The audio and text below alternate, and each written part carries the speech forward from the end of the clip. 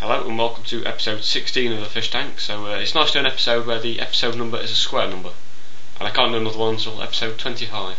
So there you go. Because 4 squared is 16. So it seems a long time ago since the 4th episode, but here we are. I was planning actually playing the guitar in the introduction, but I've got a bit of an injury to my shoulder, so I've decided not to because I don't want to injure anymore. Because well, you've got to think of your health in this day and age, haven't you? But also, I wonder if you noticed, got the shirt that I wore on last week's episode hung up there. And in reference to a question that I got last week, I did have coat hangers hung up on the top of my wardrobe last week. Because someone asked, is it a fish, is it a coat hanger? It was a coat hanger. I know it is the fish tank, but I'm actually going to start placing fish around in my room. So it's time for Apology of the Week, and this week I must apologise for a mistake I made in last week's show. It's nothing to do with coat hangers or fish. It's I referred to Gordon Brown as being the next MP. Well, what I should have actually said is Gordon Brown is going to be the next PM. What happened basically was that I did actually write a script for that show, and I began to read it backwards at some point. So I should have said PM and instead said MP. So that's all because I was reading it backwards. So I'm sorry. In future I'll not read things backwards. So there you go. So yeah, what's been in the news this week? Well, Sheffield United have unfortunately been relegated. So bad luck to all you Sheffield United fans. And Neil Warnock has since resigned his post as Sheffield United manager.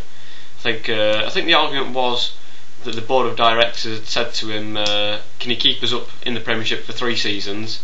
And he said, "I've kept you up for 3 seasons. I've kept you there for autumn, winter, and spring." But apparently that wasn't good enough, so it was forced him to resign. And so there you go. I don't particularly think we played strong enough football, really. So there you go. I'm sorry to have mentioned like sports on what is essentially a comedy show. Yeah, very loosely using the word comedy, but I think sport and comedy can be connected. Just ask Rio Ferdinand's hairdresser. So there you go. Also, the first Test match will be starting soon between England and the West Indies, and there's a bit of a discussion as to who's going to play for England in this match, because Freddie Flintoff might not be fit. And also Marcus Trescothick has said he is not available for selection because he's not fully fit either. He's not quite up to the right standard at the moment, is what he said, despite the fact he scored about 280 yesterday. So quite right, it isn't up to standard. He's at the wrong standard totally to play for England. Perhaps if he'd got a first ball duck, then he might be at the right standard to play for England. But there you go. Also, as is often, or has been mentioned quite a few times, I do occasionally talk about politics. And last week Tony Blair stood down. There you go. Or he said he's going to stand down. Quite how you can stand down I'll never know, because let's face it, you can either stand up or sit down. So Tony Blair says he's going to stand down.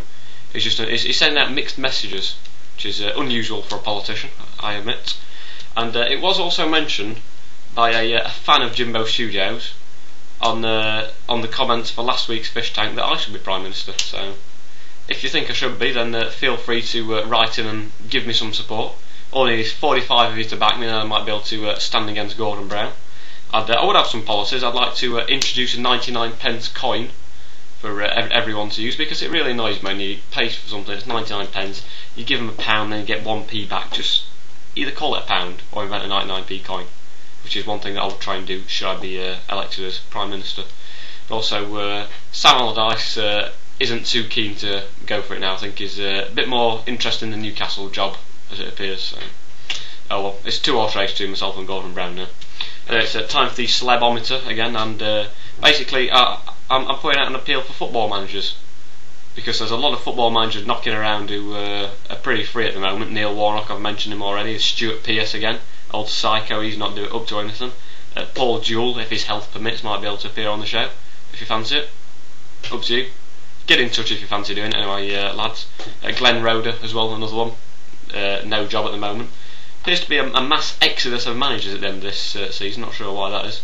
Perhaps they're just doing the old move round, and each manager's going to go to a different team, perhaps. So it's the time of the show where I must reveal this week's headline.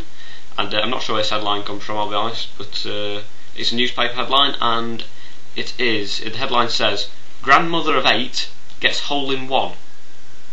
So don't worry, I mean, she's got another seven grandchildren if one of them's got a hole in them, especially if it's a hole that's big enough to cause death or whatever. Or it could be perhaps referring to a golf situation where she got a hole in one, perhaps. Who knows? It probably is, but rather amusing to say grandmother 8 gets hole in one. And the quote of the week comes from Andy Gray, the Sky Sports commentator.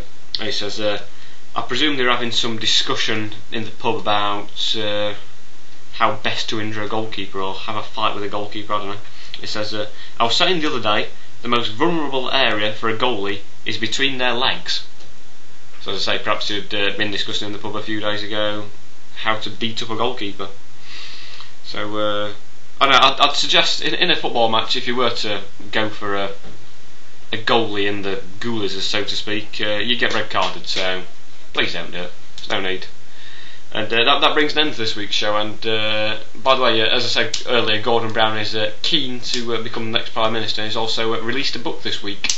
Apparently it's called How I Solved the Economic Crisis, and that's available in all good bookshops and some bad ones at a cost of £4,972. See you next week.